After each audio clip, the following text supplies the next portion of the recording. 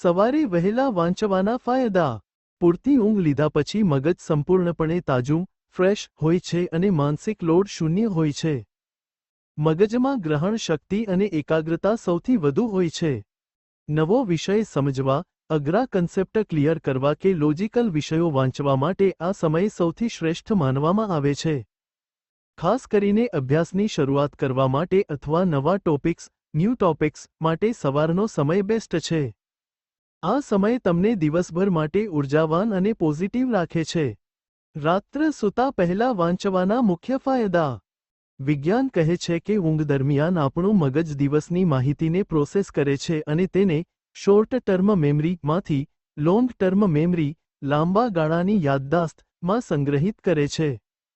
સૂતા પહેલા જો આખા દિવસના વાંચનનું માત્ર રિવિઝન કરવામાં આવે તો તે મગજમાં પાકું થઈ જાય છે. નવો વિષય વાંચવા કરતાં રિવિઝન કરવા, નોટ્સ બનાવવા અથવા મહત્વના મુદ્દા યાદ કરવા માટે આ સમય શ્રેષ્ઠ છે. આ સમયે ઓછી મહેનતમાં પણ વધુ પરિણામ મળે છે કારણ કે મગજ માહિતીને સ્વયં સંગ્રહિત કરી રહ્યું હોય છે. તમારો અભ્યાસ વધુ પરિણામદાયક અને લાંબા ગાળે